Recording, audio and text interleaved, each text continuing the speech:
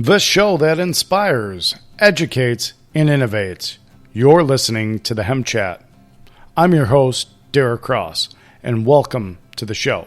Hey, good morning, everybody. I am your host, Derek Cross. Thank you once again for taking the time out of your day to learn more about agricultural hemp and the people that are involved in this space. We have a lot of things going and growing on in the country. We are in the middle of August right now. And wow, all I can say is I see hemp growing all over this country, and it's just a beautiful thing. So awesome to do.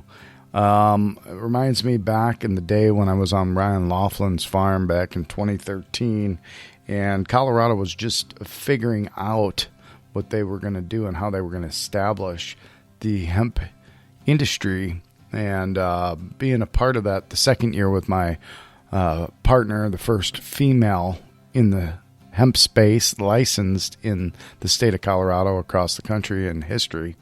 We primarily grew it for tea, but we're doing all crazy cool things and learning about this plant. And, you know, one of the things my partner did, which was pretty awesome, was she was one of the first ones to really start doing the crockpot CBD. And it was interesting, to say the least. So, you know, what it takes in this space is to continue innovating, continue bringing up new products to market. And in order to do that, you have to be in compliance. And our guest on today's show is none other than the first female, once again, females all over the place. Maureen West was the first Industrial Hemp Program Manager in the United States at the Colorado Department of Agriculture. And currently, Maureen is the General Counsel and Compliance Officer for Functional Remedies. They are a hemp oil product manufacturing company headquartered in Boulder, Colorado. There's a lot of good things coming out of Colorado.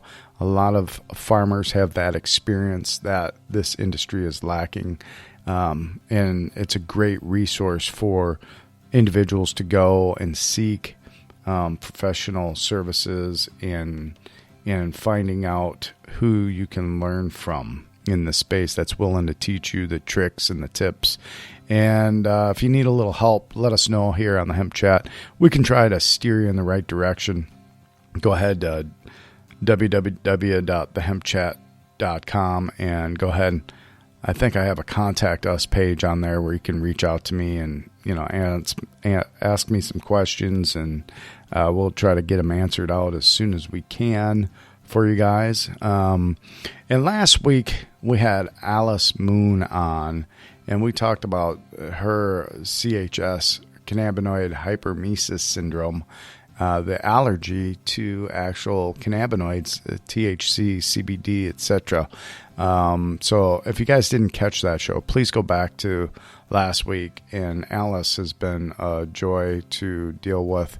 And we hope to have her on to explain more of the things that she's doing in the space. You know, she's been doing a lot of marketing and PR. She's a PR professional in the space. So go ahead and check her out. But I'm so excited about all the females here in the space, and everywhere I look, from Colorado to Oregon, Washington, Montana, now Kansas, Tennessee, Kentucky, Wisconsin, over there in New York, Pennsylvania, down in Florida, here in Texas.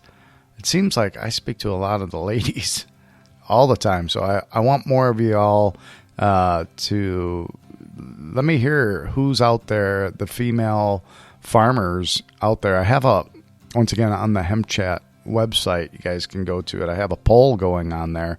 Please answer it about female farmers. And then there's also male farmers, not to be, you know, excluded there, gentlemen. Go ahead and be proud of yourself and click that on there. We're getting a real poll here. And then we want to know about minority female hemp farmers as well. So please pass that information out. Have your friends go on to the poll. We're trying to tally this up so we can collect that data and, you know, see who's out there in the fields farming and just keep things going. Another thing I do here on the show is been in product development for as long as I can remember in the space for educating over 13 years. Yeah, going on 13 years. Yeah, over 12, going on 13 years educating about agricultural hemp and innovating. That's what the show is about: inspiration, education, and innovation. And so, what are we talking about when we say innovations? Well, I was just on another podcast, Higher Ed here in Texas. So thank you for having me on there, Leah and Captain Cannabis. If you didn't check out them or check out that show, go ahead and check that out. They're doing some great things here, educating and doing hemp tours and really cool stuff. So thank you guys for having me on. And a little bit of what we talked about on that show was coming up with new innovations. Let's not be copycats out here. This plant offers you the ability of 25 to 50,000, whatever your mind can create, you can create it. You just got to think outside the box and you can come up with it. And that's what we've seen in the space. Everybody wants to be a CBD farmer. And then the next big thing, everybody wants to be a CBG farmer. And the next big thing, everybody wants to be a CBN farmer. Everybody wants to be a THC Delta 8 farmer. Oh my gosh, we got to do all the same things. No, we don't, people. Think different. Think bigger. Think better. We have hemp herd. I was lucky enough to start importing back in the day from hemp flax. One of the pioneers in the industry, Mr. Ben Dronkers and company. And what they've done over time is to be able to take these natural raw fibers and turn them into great products. You know, they do making of products for hemp herd, for animal bedding and building materials. They do the separation of the fiber for insulation. They're doing some amazing things over in Europe. And I want to give a big shout out to Ben for being one of the, not only the leaders, but, you know, he hasn't been a direct mentor to me, but from afar, you just get to know and see the people in the industry, and you understand what they're doing when you've been in it long enough. And that's important, to look at these leaders and what they've done and learn from others. And this industry is about evolving, and that's where the innovations come in. Keep evolving this product. Keep working with your communities. We don't need 10,000 hemp herd manufacturers, okay? We don't. There's only going to be a few people that can do this right, just like CBD extraction. There's only so many people out there that can handle the large volumes. It's good to think big. You have to. But think big in areas of your why. And that's what we talk about a lot to individuals when they call me for advice. We've got to find out what your why is. Why do you want to grow this? And there's thousands of reasons. And, you know, when we look up to the north of us in Canada here in North America, we look at the amount of years they've been growing this crop, primarily for seed, protein powders, and hemp seed oil, not to be confused with CBD oil, cold-pressed hemp seed oil, and all the foods that can be created from this. If you just think about that for a while, you can make the simple hemp milks. You can bake cookies and breads and all those good treats.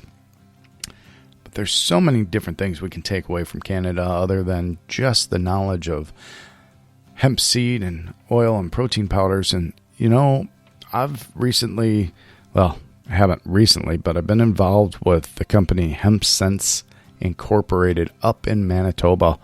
And Lyle Bates has been one of my colleagues and friends in the space, and I have the opportunity, our company has the opportunity to distribute his products across the United States, and we are super excited about bringing natural cat litter, animal bedding, and soil enricher, and there is just so many products. So if you want to go check out HempSenseUSA.com is our sponsor of the show today. And if you want to go to www.hempsenseusa.com, You can see the products that we have. We have imported these products from Canada. We're going to continue to import these as we expand our plan here to make the facility here in the United States. And combined, we'll have Hemp Sense Canada and Hemp Sense USA, right? Great North American farmers, North American manufacturers, North American producers of hemp. It's going to be the greatest thing to come along. And if you've seen any of my Facebook posts, you know I've been putting out little hints and drops of information out there. And from the A-team, I love it when a plan comes together. And that's what it takes. You have to have the proper plan. You have to have the proper experience, knowledge to make this go forward. And when we have products in the space for cat litter and soil enricher and animal bedding, this is an amazing product. It's a higher value product than just hemp herd itself. Every bit of this plant has a space out there, but when we're able to make a product like this, a higher value end product, we're really opening the doors to the consumers, and we're being true to our missions. And our missions are planting seeds of wellness for the people on the planet, right? I know that's my mission, and that's probably why you're here listening to the show. Every week our numbers are going up globally. I want to thank all my listeners out there. Thank you, each and every one of you, all of our sponsors. I mention them every week. Tiny Hemp Houses, Eco Envision, HD Innovates, Hemp Sense USA. Oh my gosh, Colorado Hemp Tea, Canaf Partners USA. Did I mention them? Bob Lorson's doing some great things in the field of Canaf. It's about being sustainable, being able to bring healthy and clean products to the market. And today's show with Maureen West, their company, Functional Remedies, has been around for a while, and they are doing it right. I just want to tell you, I've had the opportunity. I'm not being paid by this. I'm not an affiliate, but I can tell you I did get gifted their products to try, and I really appreciate their products. Really solid products. And they've had the experience, once again, to make these products not only taste good, but they're just done the right way. So with that, guys, I just want you to listen into Maureen here today. I want you to appreciate everything that's going on here in the hemp space. It's not easy, folks. It ain't easy hemping. But we're going to keep on trying, right? And we never give up. So I want to say a big shout out to all my past and present partners and people in the field doing what they're doing. I thank you all every week for being here and being a part of the Hemp Chat. Go on, subscribe, go check us out on YouTube, go on our Facebook. We're trying to expand that reach. Share us with all your friends. We appreciate it. And I can't thank you guys enough. And once again, to Hemp Sense USA for bringing natural products to the market, all ready for you guys to purchase. Go on the website, www.hempsenseusa.com. Subscribe, because we're going to have some great discounts for you guys. And, we are ready for business there. And a big shout out to that sponsor, Hemp Sense USA. All right, guys, buckle in as always and enjoy the show. And thank you for being a part of us here at the Hemp Chat. You're listening to the Hemp Chat, a podcast that inspires and educates utilizing agricultural hemp. We're here to provide meaningful content for you to pursue your passions. My name's Derek Cross, and I'm an educator in the field of hemp. I'm sitting down with others so that they can discuss their lessons that they have learned and their experience utilizing hemp in their fields, impacting their community, and helping others develop and craft their skills, and giving you the knowledge to be healthier, and happier. And we are planting seeds of wellness for the people and the planet. So go ahead, plant it. All right, everybody, welcome back to the Hemp Chat. I'm your host, Derek Cross, and we have a great guest with us today. I've known her for several years. She was one of the first to develop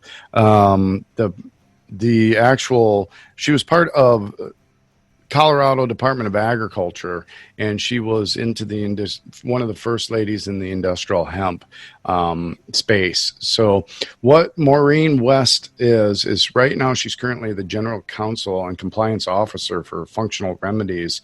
It's a hemp oil manufacturing company that really brings some great products and education to the space. And with Maureen's successes, she's been, like I stated, with the Department of Agriculture, helping the industrial hemp programs grow. And then being a part of a company like Functional Remedies, she's been able to be part of that compliance factor, which is so important to us in this growing phase and space in where we are in hemp and cannabis as a whole.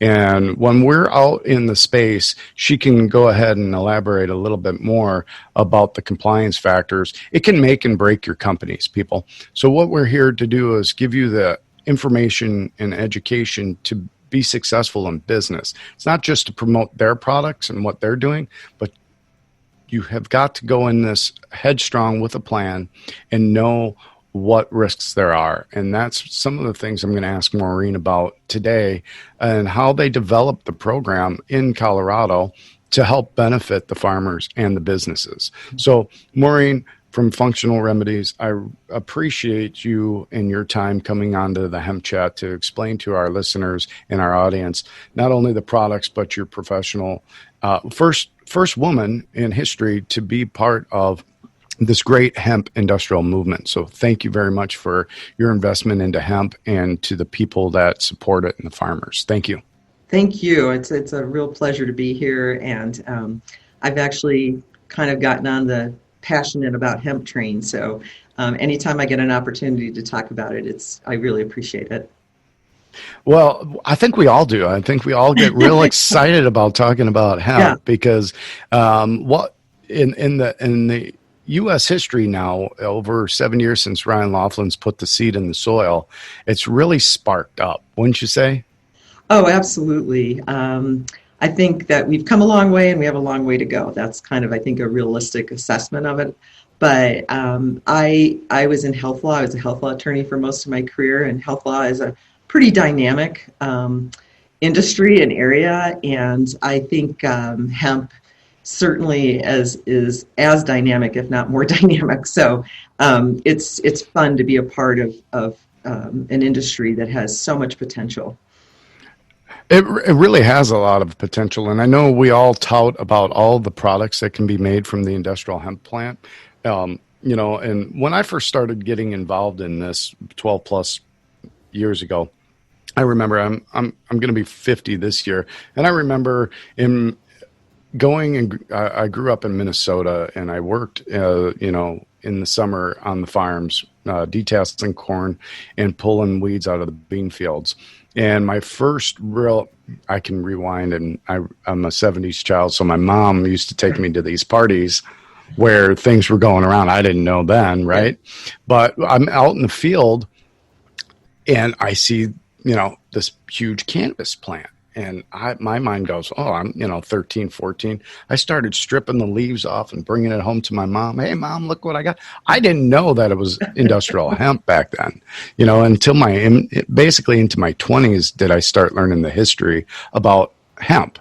And then just recently, in the past 13 years, educating about this plant and really learning more about its evolution here in the United States. There's so much that can be done. We all thought it was just dope and rope, but it's not, No, it just, one of my favorite things about being involved in this industry is I really believe it brings people together. And I say that because I've spoken all over Colorado in all different kinds of, I've spoken, nationally at this point, but when I was the Industrial Hemp Program Manager and I got to travel around Colorado and speak about hemp, what really struck me and what I really enjoyed was looking out across the room and seeing so many different kinds of people in that room. Third and fourth generation ranchers with, to over there talking to people with, dreads and, people that they might not have otherwise engaged with. But I saw people engaging and finding all this common ground. And I think that that's really special. I think that there's room for everybody in this industry, regardless of your ideologies or your background. We sort of need everybody. We need all kinds of expertise and talent. So it really is something that brings people together. And that for me is a really fun part of it. Well, we do see all faces in this space, young, old, everything. And that's what I really enjoy that, because now we're seeing more community involvement, more people getting to learn. And, it's always been about the education for me here. Right. And being able to get that out appropriately with people.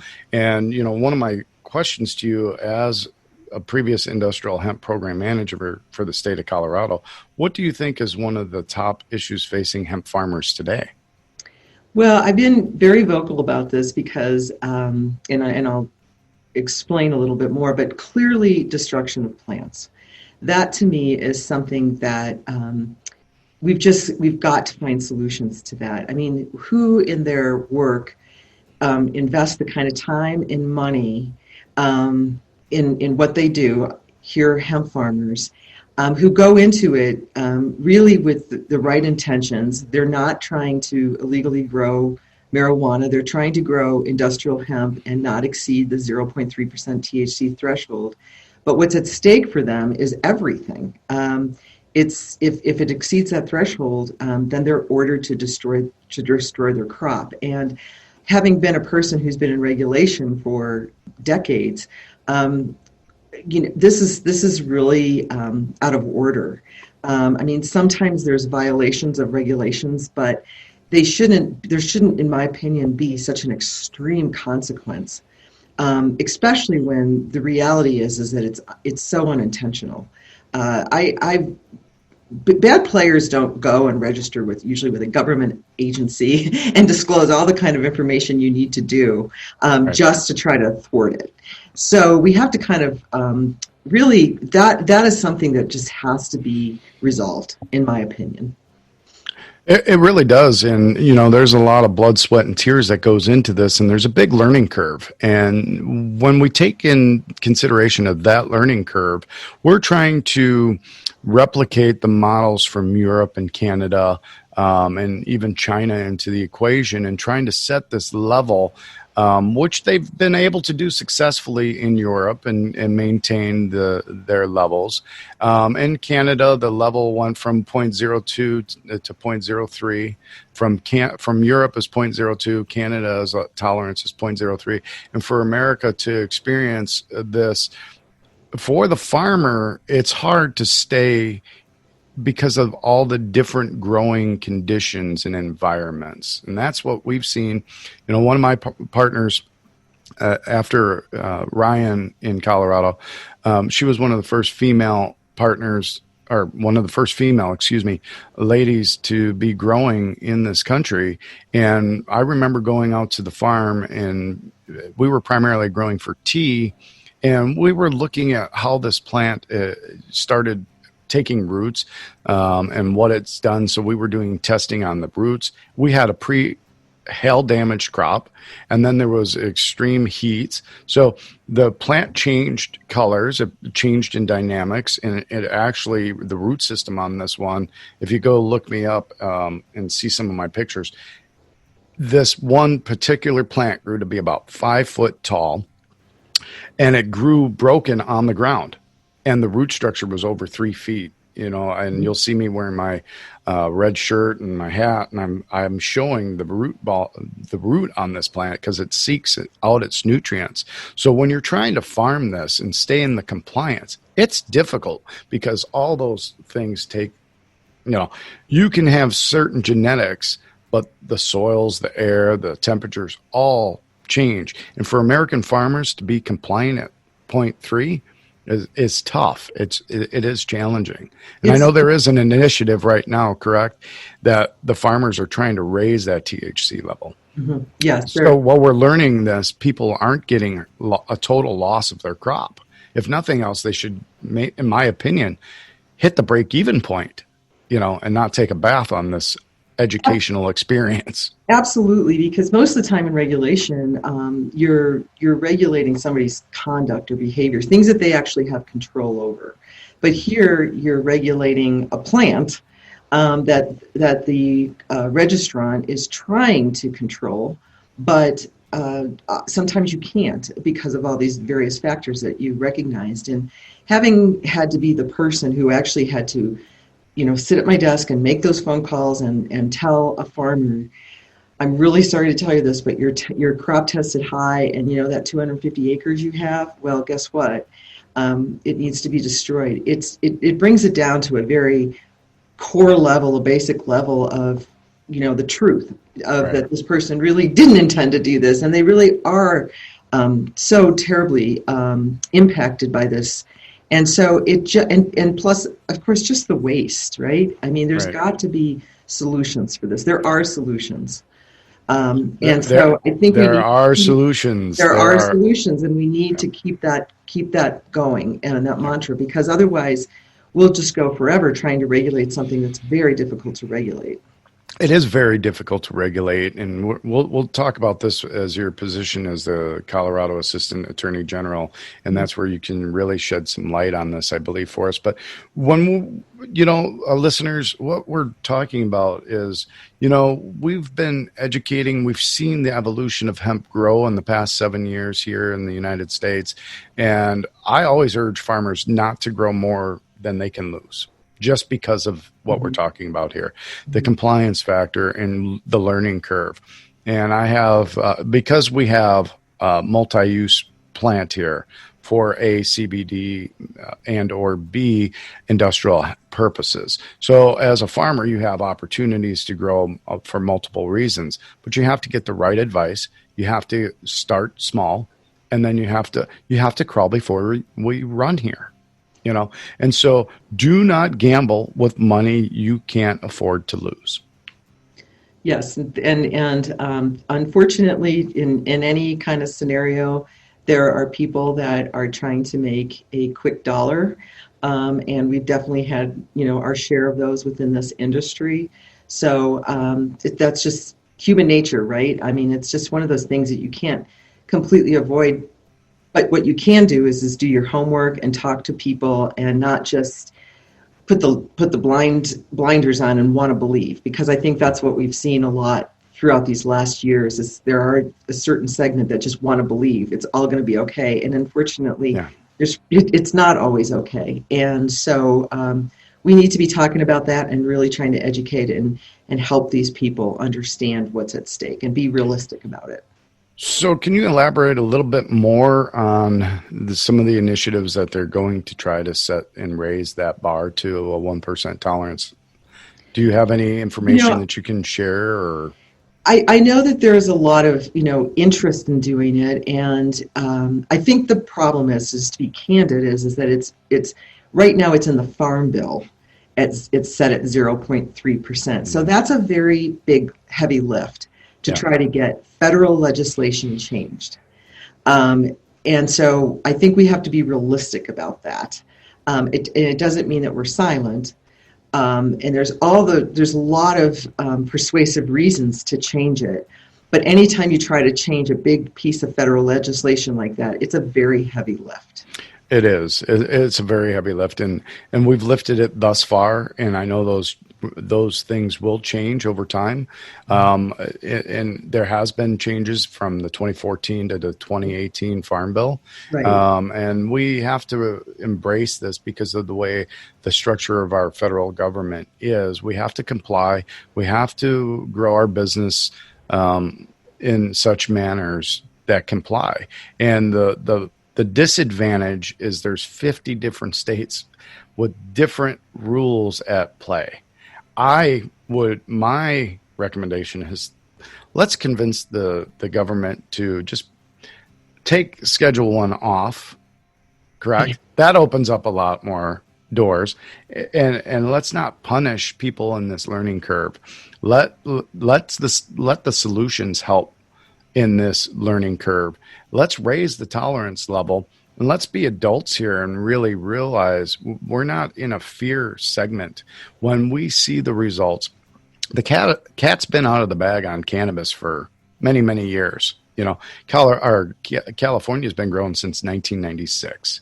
And, you know, when we take cannabis and CBD, hemp, medicines, it's good for the people and it's good for the planet. And that's what my mission's all about. Yeah. Planting seeds of wellness for the people on the planet. So let's go ahead and plant it. Yeah, no, I agree. And I come from a pretty mainstream background, being a Colorado Assistant Attorney General and representing, you know, medical board, dental board, nursing board, so and so on. And so I've seen a lot, and I've seen how we do need to find new solutions. Certainly, the opioid crisis has caused, and I'm not trying to speak beyond my expertise in terms of, you know, medical marijuana or hemp versus opioids. I'm not trying to do that, but what I am saying is that we need to constantly be in a state of looking for, again, solutions in that area as well, and because it is ultimately all about helping people. It is. It really is, as far as helping people. And, you know, one of my past guests as a doctor, he talked and touched about the opioids. And opioids are actually good for pain, instant pain relief. But it's the addiction that's the issue.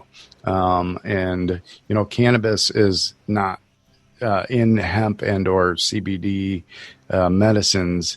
The end result in addiction, I mean, anybody can be addicted to anything, really. Right. There's people that eat their pillows and couches, for God's sakes. Yeah. We need the solution to help those people to stop eating the cushions in their couches. Yeah. I mean, I've had some cannabis and I've been couched, but not enough to have the munchies and grab a pillow. You know what I mean? No, that's news to me. Yeah, no, I mean, there's a show out there. You got to... check it out. There's people that are whack. Well, I will. Or maybe they think they're normal. I don't know. Yeah. But can you touch more about your Colorado Assistant Attorney General, and what did you learn that would be able to bring that you've been able to bring to the hemp industry? Sure. Well, again, I have about 20 years of experience at the Colorado Assistant Attorney General's office, and I've represented at least over a dozen regulatory boards, everything from barbers and cosmetology to funeral to just about every type of healthcare practitioners boards. And the real takeaway, I think, for your listeners is that we are not inventing the wheel here. We don't need to reinvent it. That regulation has everything about your life is regulated, whether you recognize it or not. When you really start to think about it, you know, you go to the doctor, it's regulated. You go to the bank, it's regulated. You go out to eat, it's regulated. I mean, your insurance is regulated. It just goes on and on and on. So this isn't like a brand new concept especially for people who have been involved in regulation. And that's, and I say this with all due respect, but that's one of the things I see in this industry is sometimes people in the industry, and obviously not everybody, but it's a theme I hear sometimes. It's kind of like they're special, and I just want to say to them, really, this is just another form of regulation. There are some real problems with where we currently stand with this regulation, but there have been problems in other kinds of regulation that had to be flushed out and improved and fixed.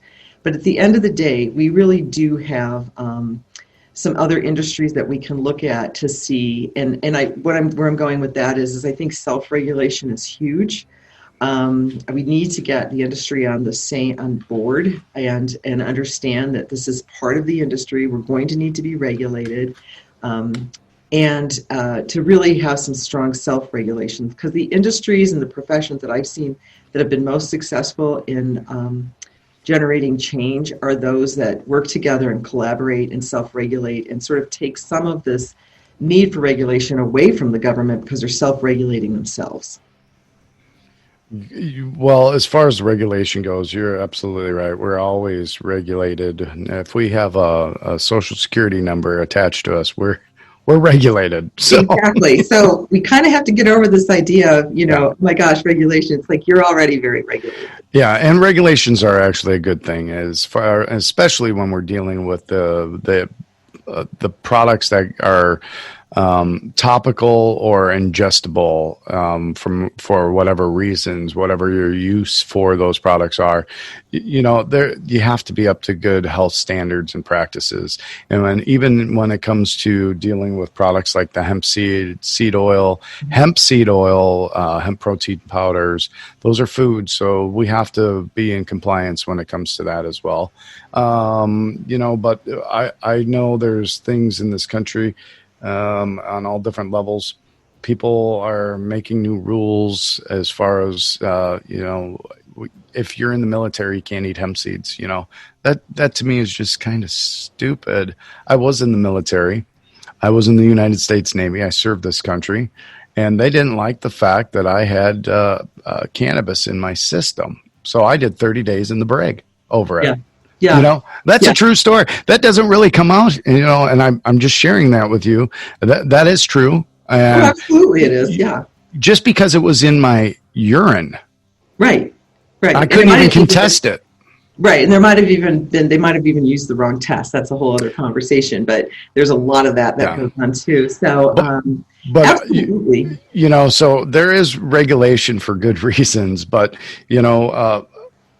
growing, we need to find the solutions. I have a couple of solutions up my sleeve for people that grow large quantities of hemp and go hot. I have a couple of suggestions, and I can bring some things to the table how we can deal with that. So farmers, I would like to have some other additional communications with. What we're doing here is education and growing with our farmers selectively. And giving them the proper tools to be successful. And we then expand and grow that. So we don't have the hot status of, people losing time and money and frustration, because when you get burned in this industry, it hurts. It hurts a lot. It does. Absolutely. And we don't want to do that. And we want to be able to provide products in the market space that are and have been gone through the rigmarole of, compliance and regulatory and dealing with the FDA, the USDA. That's not an easy task for companies to maneuver and do it appropriately. Yeah, it's unfortunate, because really regulation should just be about keeping the bad players out and then letting those that are willing to, stay within the rules and do the right thing, let them just go along, and it shouldn't be so problematic. But there's such a fear right now. Obviously, we're just dealing with a lot of fear-based, uneducated decision makers is what it comes down to. Yeah. And my experience has been that oftentimes when I sit down and I do a fair amount of talking to attorneys from major companies and whatever the case may be, and once you just sit down and you explain it in very basic terms, it makes sense. But there's so much misinformation out there, and coupling that with fear and maybe certain preconceived ideas, prejudices. It is a big hurdle to overcome, but we'll do it. We'll get there. We're getting there, and but we just need to have people who are speaking about this. I think articulately and can sort of work with people who already have these biases and misunderstandings. Yeah, and when we are in product development, whether, I've been in product development for, most of my hemp career, and bringing new products to market and helping others bring their products to market. That's basically what I've done in this space. I've worked with legislation too, but my point is when you in your company right now, let me back up. There's a lot of shit being slung out there on the market because people have this notion that they're going to strike it rich and just put crap out into the market. That is a disservice, no, and that's another reason why regulations are in place. That is such a disservice to the consumer.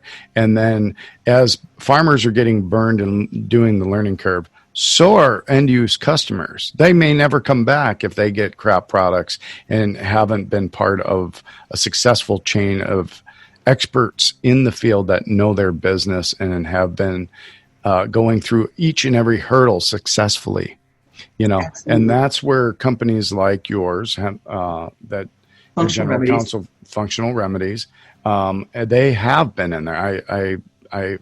I've known this company for a long time. I've seen y'all grow, and it's not an easy task. So when you're in this space, and I will vouch for this, people, I am not a paid affiliate for this company. I was able to get some of their products. I've taken their products in the past, in the beginning, and I will vouch for them that they have a great product. And I want to say this one product here I have, this full spectrum hemp oil for sports balm, is amazing. I have some shoulder pain. I put it on. I like the smell. I like the way it feels and the results I've gotten from it. And you guys gifted me this, and I thank you for it. We get a lot of great feedback about that product and all of our products. And I'm a lawyer. I'm not a salesperson, so. Right. But I have spent my whole career trying to do the right thing, and so that was really why I chose Functional Remedies to come, because I knew that they were sincere and willing to spend what was needed, because these aren't cheap endeavors to do things the right way. It definitely takes some resources. But our tagline is quality is our obsession, and it really is. And so for me, it's very exciting to be a part of a company that I know that I have voice, and that I can, from my vantage point and my role, I can make sure that we are doing things right. We're not cutting corners, that our customers are getting what we say that they're going to get. What's actually on our labels and packaging is what's in the product, and that we take our organic seriously. We take everything seriously, and so it's not every company is like that. There are absolutely some other very good companies out there, but the fact of the matter is there's a lot of companies that either A, don't know, or B, don't care. I'm not really sure which it is. Probably varies. It's a little bit of both. Probably a little bit of both, varying from company to company. And so for this industry to move forward, it's important to have companies that have this kind of integrity and standards. Absolutely. Because we're not going to move the industry. And so I wouldn't be able to work with after all my years of regulation, I wouldn't be able to work with a company that wasn't doing it. I can't turn a blind eye every single day. No, you can't, and nor should you. And you have a big job to do. And I thank you for being there, one of the leaders for so many years in this space. So my hat's off to you. Thank you. Thank you. Yeah. Can you elaborate a little bit more what your greatest challenges are as general counsel with Functional Remedies, and elaborate off of that, maybe about what the FDA and those types of things? Yes. I don't think any attorney who's a general counsel for a hemp oil, as we are, or a CBD company, is going to disagree that we have big challenges with the FDA. And I say this as a person who worked inside the government for a really long time. So I understand what it's like to be on the inside and the challenges there. And I understand that the FDA has a obligation to protect consumers. I mean, that's really essentially what their mission is. And so I try to be really fair in looking at it, because again, I've been on the inside. However, at this point, it's frustrating that so many bad players have been allowed to go on as long as they have, because having done a fair number of cases where there were misleading claims, those are easy cases. It's all in writing. You can see it on a website. We should have been able to clean that up quite a while ago. And I think that would have given people in the industry confidence that that there is an awareness that there is a difference between those who are just trying to, play the system and those that are really trying to do it right. That would have been affirmation if we can see more of that. So I think that and then it's just they've just been slow to provide the industry direction. And again, I understand being cautious and wanting to do things right, but in the meantime, there are a lot of people that are trying. For example, this is just one example, but trying products that don't work, and they think, okay, finally, I'm going to be able to get sleep at night, or this is going to help with some inflammation, or whatever the case may be. I mean, these are just realistic. This is realistic, and then they try a product that doesn't help in any regard, and then they think the whole industry is, not really. It's not really authentic, and that's bad, because we want these people to get the products that they need that can be helpful in their lives. So, it is important to get rid of the bad players. You do that in every industry. That's nothing new. No, that's absolutely correct. There is nothing new with that at all. And just dealing with hemp seeds as a food is hard enough to deal with the FDA regulations for that, let alone a CBD product. Yeah, so that's definitely one of the challenges. Another challenge circles back to what we talked about earlier in terms of education, because there's been a fair number of companies that just, their legal counsel saying don't go near anything that has anything to do with hemp. And it's just a lack of education. It's a lack of understanding. Oftentimes all I do is I get on the phone, and because I have some credentials, they at least will give me, a little bit of their ears. And then I just say to them, look, this is a federal law that allows up to 0.3% THC. It doesn't say no THC. They could have done that. They didn't. So if there are trace amounts of THC, the federal law recognized that. And where did they put this? In the Farm Bill. I can't think of too many agricultural crops that you don't ingest.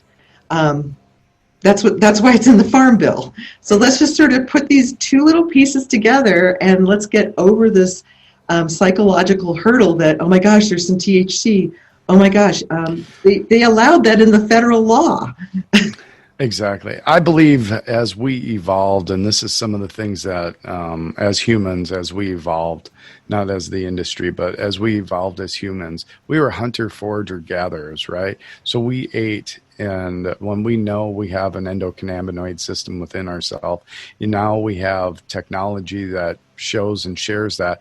But in order for this to work and be the missing piece into the puzzle, that's why it does work with our developing humanoid bodies, right? The cannabinoids are those pieces that lock in and bridge those gaps in our neurological system. And, Absolutely. Not everybody will get benefits from this because we're all wired different. But for the people that it does help for the inflammation, with the right products, let's clarify that, with the right products that the companies are tried and true and not just random off the shelf.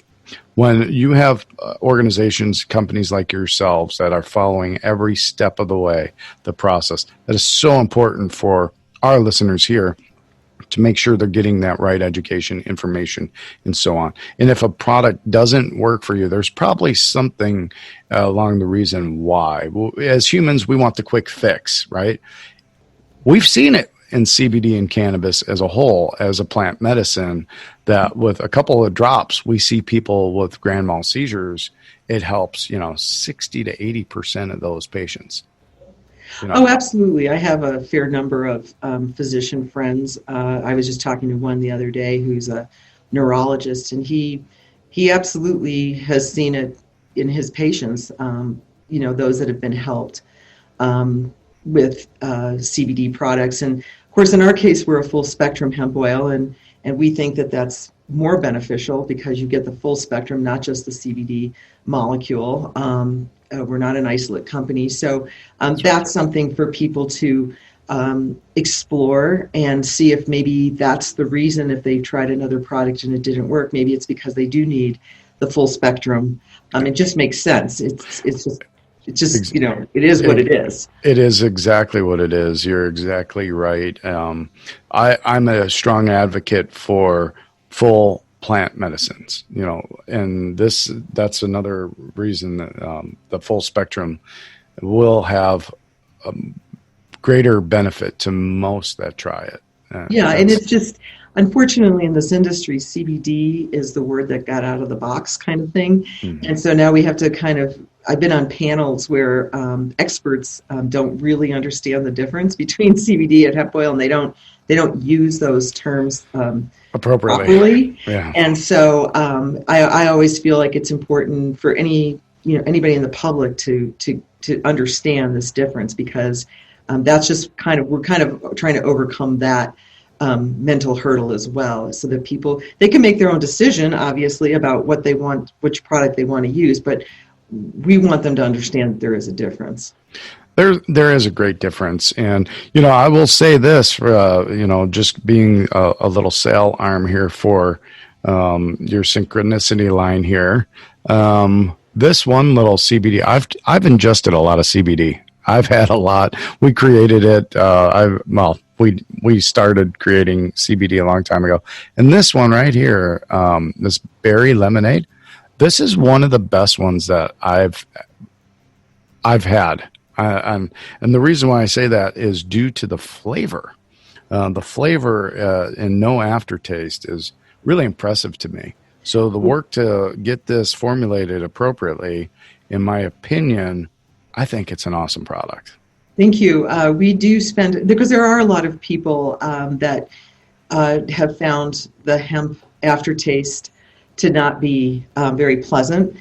Some people embrace it and think, oh, it's earthy and good and I like it, and other people don't like it at all, and it's actually enough to have them not use a product. So we recognize that as an issue, and we realized that we didn't want that to impede people's usage of hemp oil. So I can't say enough about our team. I mean, we just have so many talented people in our company at Functional Remedies, and so we are able to come up with these kinds of products because we just work together and put our heads together.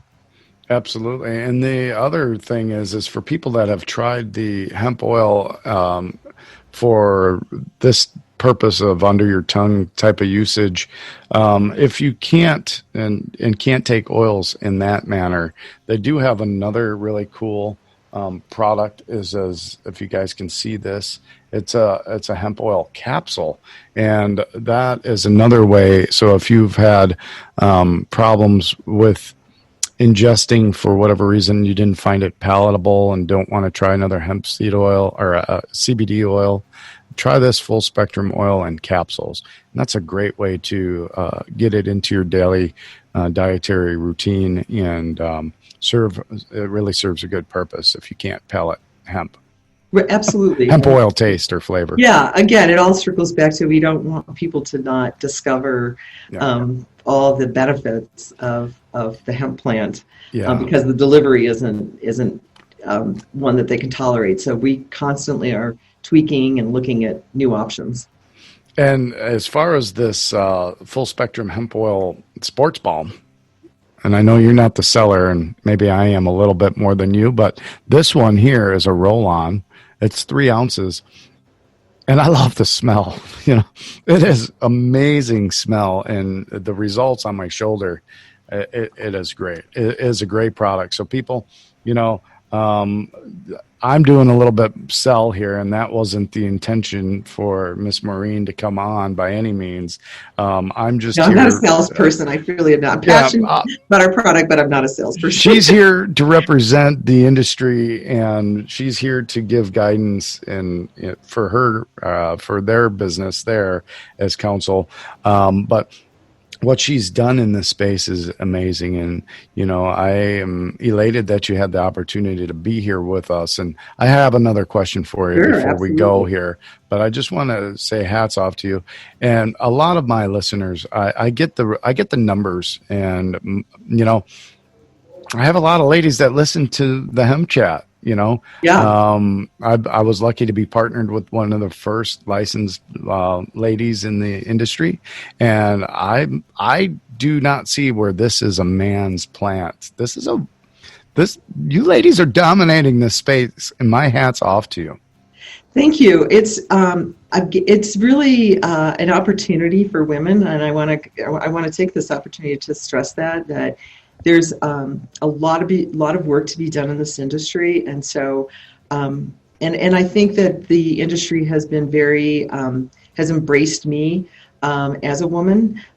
Even when I worked at the Colorado Industrial Hemp Program, these farmers who were wonderful to me. So I think it's been really good in that regard. And I have three children in their 20s, and I just had this conversation last night actually with my older son and a friend that was over, and said, you really need to look at the hemp industry as a place, and it doesn't matter if you have marketing skills or one is a mechanical engineer. There's really is a need for expertise throughout this industry, and it's a great opportunity for graduates of college to at least take a look at, because most other industries, it takes you decades to be an expert, and you can still you can still be a leader and an expert in this within a fairly short amount of time. That just doesn't come along very often. Something that's this big, that's national, international, these opportunities don't come along every day. No, and what I've seen being in the fields, inspiring many, is the younger generations finding interest in the fields, seeing children and grandchildren coming to harvest I remember it was the first or second harvest at Ryan Laughlin's farm, and Tom brought his grandkids out there, and it was just really cool because they were picking the plants and learning. And now these kids are probably, if they were 3, 4 at that time, they're now 7, 10, somewhere in there, or a little older, and they've grown up with this plant. So, I see your children now, they're in an industry, or can be a part of an industry that's flourishing and growing, Yeah, absolutely. I have 2 children now that are in the hemp industry. And again, I come from a very mainstream background, so I would have never imagined this. Yeah. So that brings me to my next question with these kids and where you're at and where you've been going down the path. Where do you see the hemp industry headed, and what is your projection for years to come?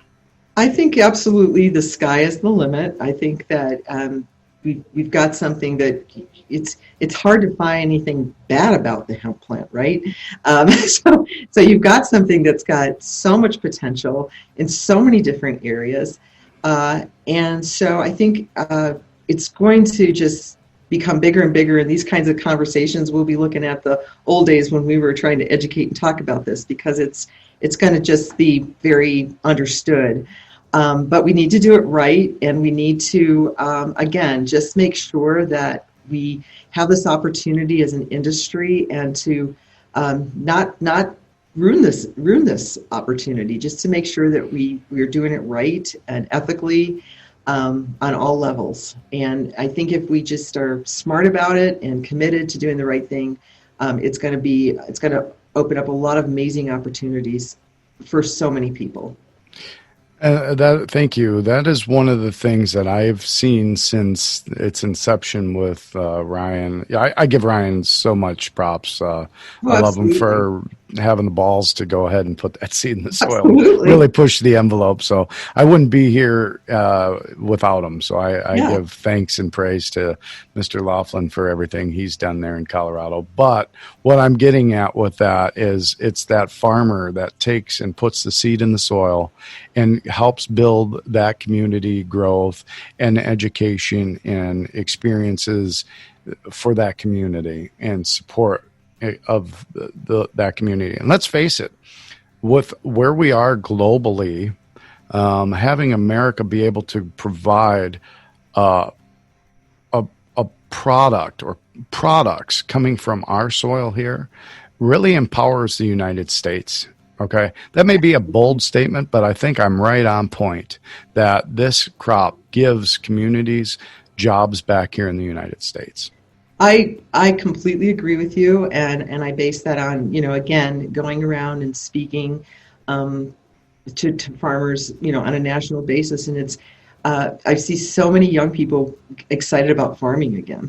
That this is something that has just, and I've seen parents, I've seen fathers with sons, daughters with mothers, come out, and it's something that's sort of bringing people together. And I don't think we should underestimate the power in that.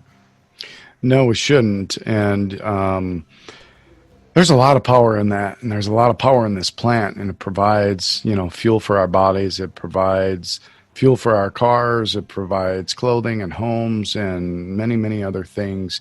Let's just get this regulatory nipped in the bud, all puns intended.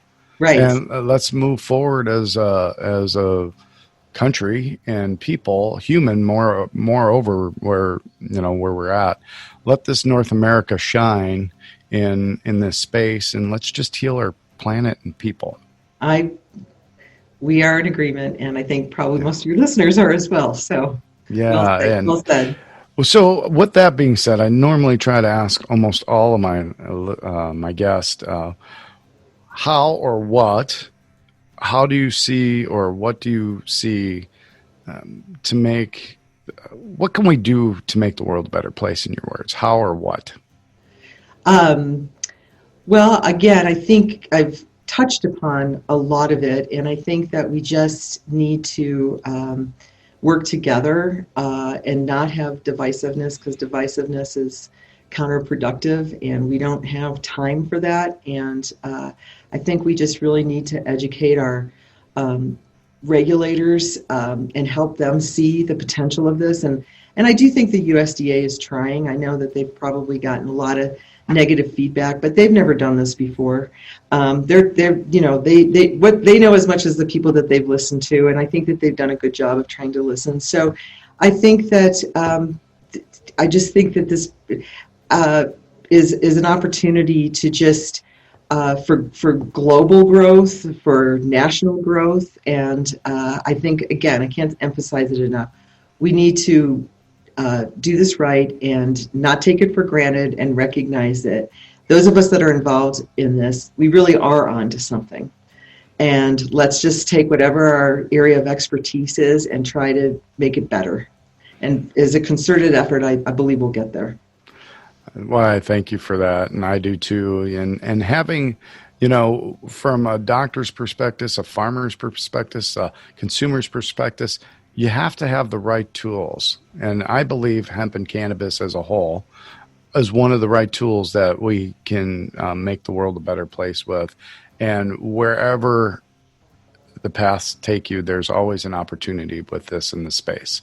So we are all beating the drum to make the world a better place and make humanity better with the products that we consume. And I see that in the voting of their dollars. People are buying these products, and I don't believe this industry is going anywhere. We just have to let it evolve and take place appropriately, and like you said, shake out the ones that aren't doing this plant justice, or the people justice in this evolvement.